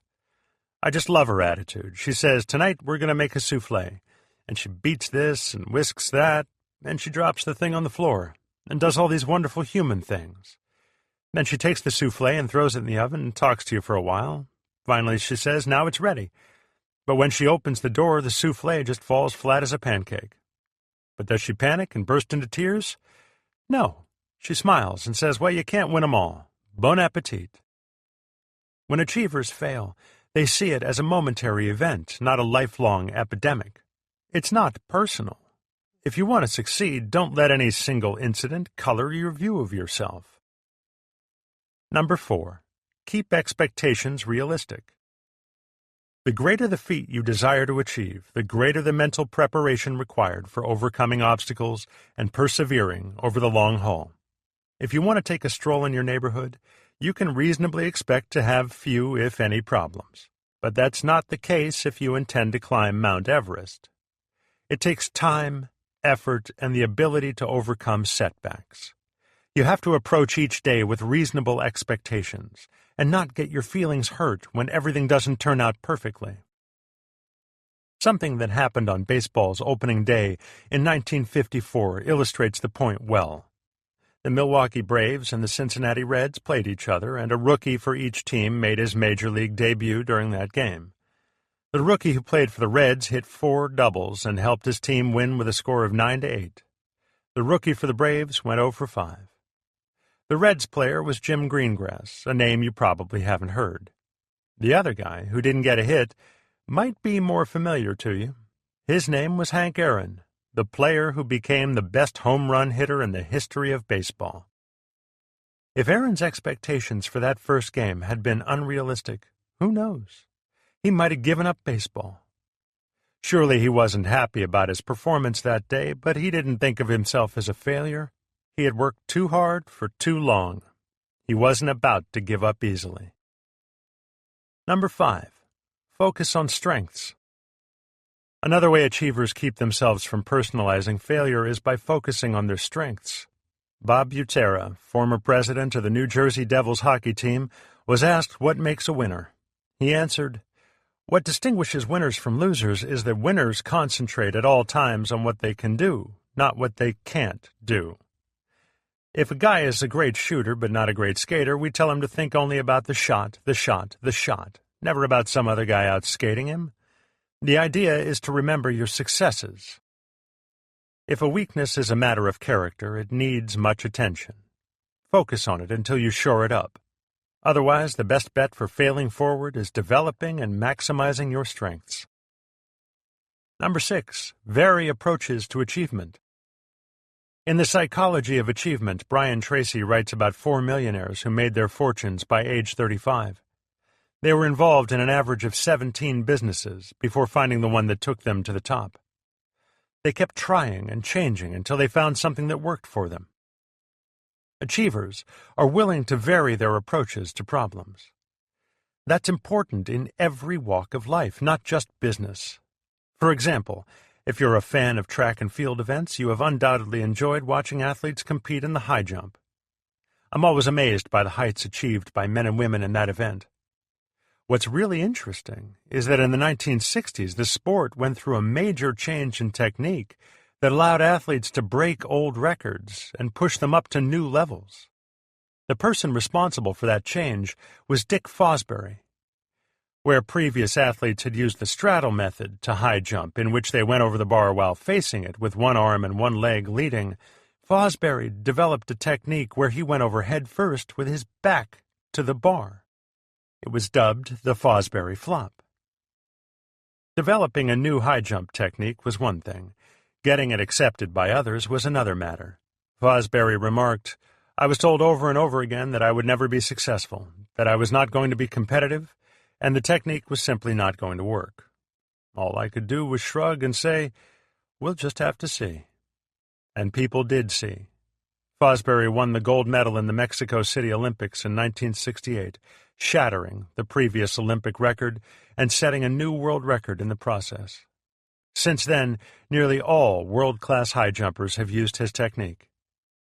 To achieve his goals, Fosbury varied his approach to high jumping, and he kept a positive attitude by not allowing others' comments to make him feel like a failure. Number 7. Bounce back. All achievers have in common the ability to bounce back after an error, mistake, or failure. Psychologist Simone Carruthers says, "Life is a series of outcomes. Sometimes the outcome is what you want. Great. Figure out what you did right. Sometimes the outcome is what you don't want. Great. Figure out what you did so you don't do it again." The key to bouncing back is found in your attitude toward the outcome. Achievers are able to keep moving forward no matter what happens, and that's made possible because they remember that failure does not make them failures. No one should take mistakes personally. That's the best way to pick yourself up after a failure and continue with a positive attitude. Once you do that, you're ready for success, which happens to be the subject of the next chapter.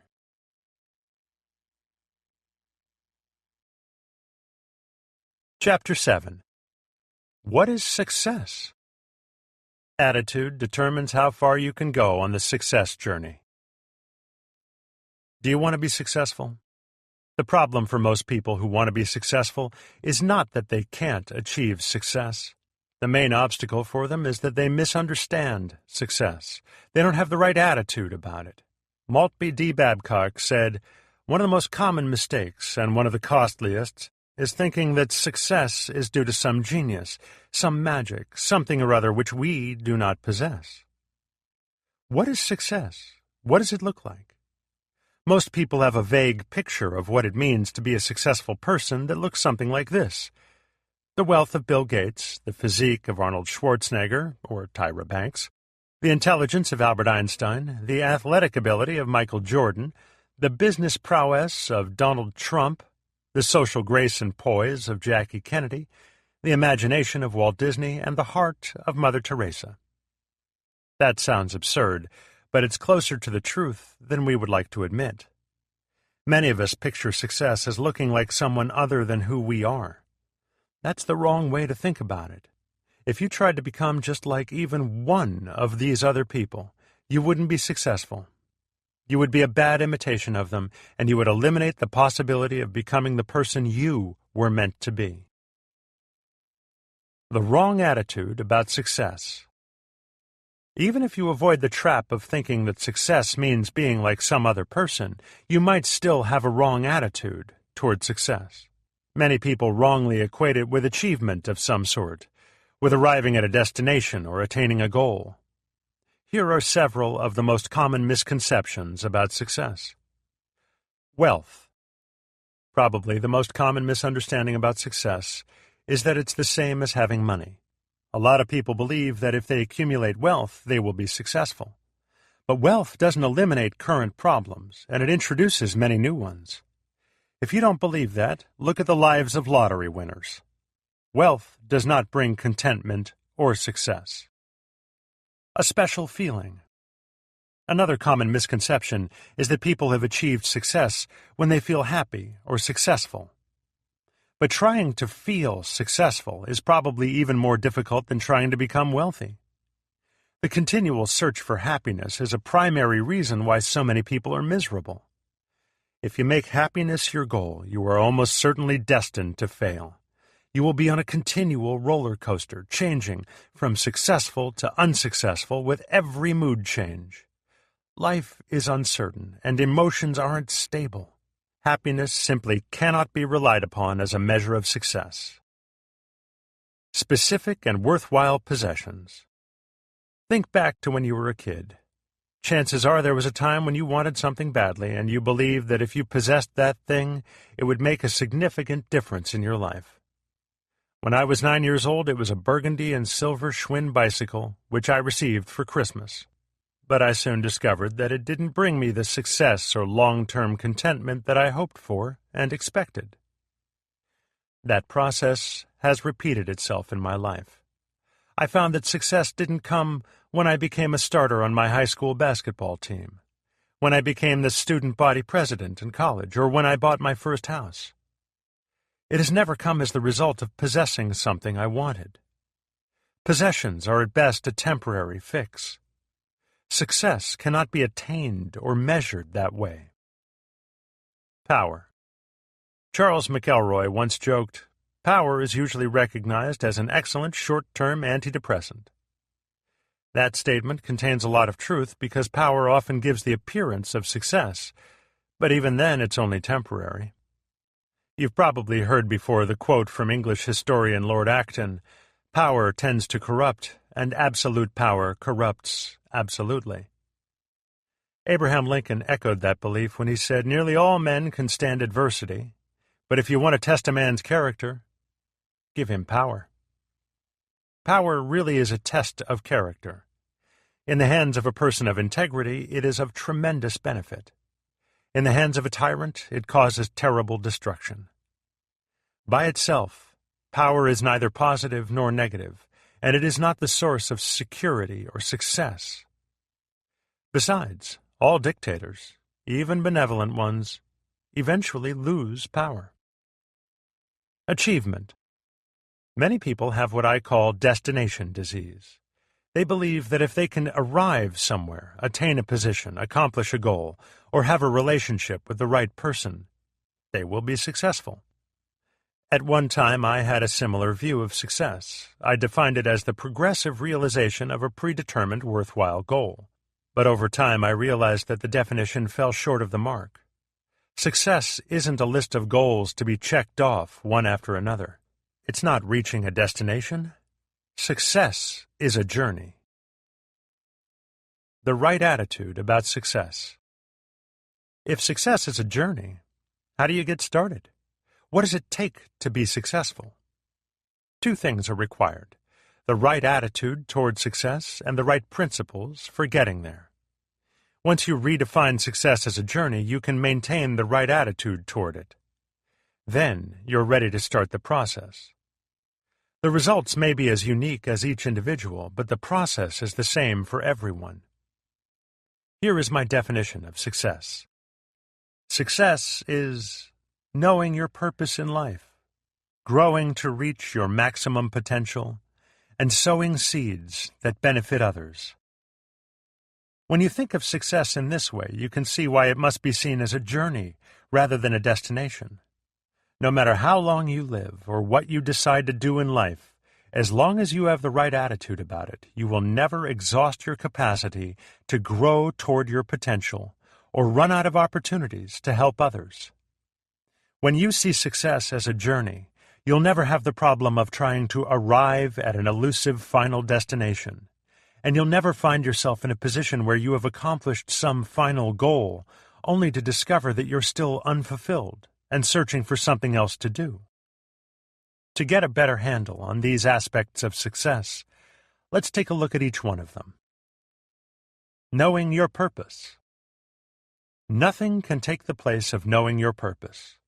Millionaire industrialist Henry J. Kaiser, the founder of Kaiser Aluminum as well as the Kaiser Permanente healthcare system, said, "The evidence is overwhelming that you cannot begin to achieve your best unless you set some aim in life."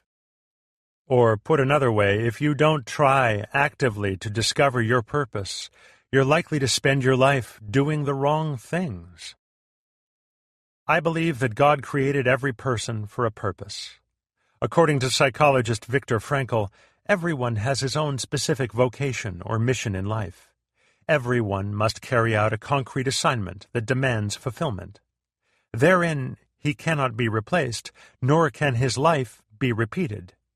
Thus, everyone's task is as unique as his specific opportunity to implement it. Each of us has a purpose for which we were created. Our responsibility and our greatest joy is to identify it. Here are some questions to ask yourself to help you identify your purpose. For what am I searching? All of us have a strong desire buried in our hearts, something that speaks to our deepest thoughts and feelings, something that sets our souls on fire. You only need to find it. Why was I created? Each of us is different. Think about your unique mix of abilities, the resources available to you, your personal history, and the opportunities around you. If you objectively identify these factors and discover the desire of your heart, you will have done a lot toward discovering your purpose in life. Do I believe in my potential? If you don't believe that you have potential, you will never try to reach it. You should take the advice of President Theodore Roosevelt, who said, "Do what you can with what you have, where you are." If you do that with your eyes fixed on your life purpose, what else can be expected of you? When do I start? The answer to that question is now. Growing to your potential. Novelist H.G. Wells held that wealth, notoriety, place, and power are no measure of success whatsoever. The only true measure of success is the ratio between what we might have been and what we have become. In other words, success comes as the result of growing to our potential. We have nearly limitless potential, yet too few ever try to reach it. Why? The answer lies in this. We can do anything, but we can't do everything. Many people let everyone around them decide their agenda in life. As a result, they never really dedicate themselves to their purpose in life. They become a jack of all trades, master of none, rather than a jack of few trades, focused on one. If that describes you more than you'd like, you're probably ready to take steps to make a change. Here are 4 principles to put you on the road to growing toward your potential. Number 1. Concentrate on one main goal. Nobody ever reached her potential by scattering herself in 20 directions. Reaching your potential requires focus. Number 2. Concentrate on continual improvement. David D. Glass, chairman of the executive committee of the Walmart Board of Directors, was once asked whom he admired most. His answer was Walmart founder Sam Walton. He remarked, "There's never been a day in his life since I've known him that he didn't improve in some way." Commitment to continual improvement is the key to reaching your potential and to being successful. Number 3. Forget the past. My friend Jack Hayford, pastor of Church on the Way in Van Nuys, California, commented, "The past is a dead issue, and we can't gain any momentum moving forward tomorrow if we are dragging the past behind us." If you need inspiration, think of other people who overcame seemingly insurmountable obstacles, such as Booker T. Washington, Helen Keller, and Franklin Delano Roosevelt. Each one of them overcame incredible odds to achieve great things. And remember, no matter what you faced in the past, you have the potential to overcome it. Number 4. Focus on the future. Baseball Hall of Famer Yogi Berra declared, "The future isn't what it used to be." Although that may be true, it's still the only place we have to go. Your potential lies ahead of you. Whether you're 8, 18, 48, or 80, you still have room to improve yourself. You can become better tomorrow than you are today.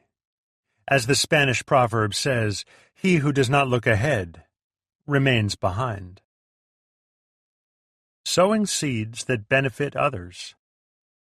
When you know your purpose in life and are growing to reach your maximum potential, you're well on your way to being a success.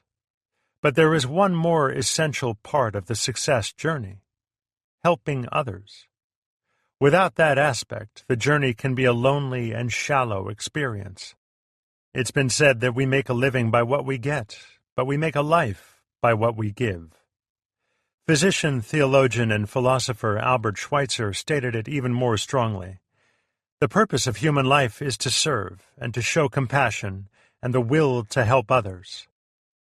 For him, the success journey led to Africa, where he served people for many years. For you, sowing seeds that benefit others probably won't mean traveling to another country to serve the poor, unless that is the purpose you were born to fulfill. And if it is, you won't be satisfied until that's what you're doing. However, if you're like most people, helping others is something you can do right here at home, whether it's spending more time with your family, developing an employee who shows potential, helping people in the community, or putting your desires on hold for the sake of your team at work. The key is to find your purpose and help others while you're pursuing it. Entertainer Danny Thomas insisted that all of us are born for a reason, but all of us don't discover why. Success in life has nothing to do with what you gain in life or accomplish for yourself. It's what you do for others. Having the right view of success can help you keep a positive attitude about yourself and life, no matter what kind of circumstances you find yourself in. And if you can help the people you lead to adopt that same view of success, you can help them to always have hope and to become successful. Why? Because all people, regardless of talent level, education, or upbringing, are capable of knowing their purpose, growing to their maximum potential, and sowing seeds that benefit others. And helping people is what leadership is really all about. But there's one more truth you need to know if you want to be a successful leader in the area of attitude, and you'll find that in the last chapter. Chapter 8. How can a leader keep climbing? Leaders have to give up to go up. Many people today want to climb up the corporate ladder because they believe that freedom and power are the prizes waiting at the top. What they don't realize is that the true nature of leadership is really sacrifice. Most people will acknowledge that sacrifices are necessary fairly early in a leadership career. People give up many things in order to gain potential opportunities. For example, Tom Murphy began working at General Motors in 1937. But he almost refused the first position he was offered with the company because the $100 a month salary barely covered his expenses. Despite his misgivings, he took the job anyway, thinking the opportunity was worth the sacrifice. He was right. Murphy eventually became General Motors' chairman of the board. Sacrifice is a constant in leadership. It is an ongoing process, not a one-time payment. It's an attitude that any successful leader must maintain. When I look back at my career, I realize that there has always been a cost involved in moving forward. That's been true for me in the area of finances with every career change I've made since I was 22 years old. Anytime you know that the step is right, don't hesitate to make a sacrifice. You've got to give up to go up. Leaders who want to rise have to do more than take an occasional cut in pay. They have to give up their rights. As my friend Gerald Brooks says, when you become a leader, you lose the right to think about yourself. For every person, the nature of the sacrifice may be different. Leaders give up to go up. That's true of every leader regardless of profession. Talk to any leader, and you will find that he has made repeated sacrifices. Usually, the higher that leader has climbed, the greater the sacrifices he has made. The higher up you go, the more you give up. Who is the most powerful leader in the world? I'd say it's the President of the United States.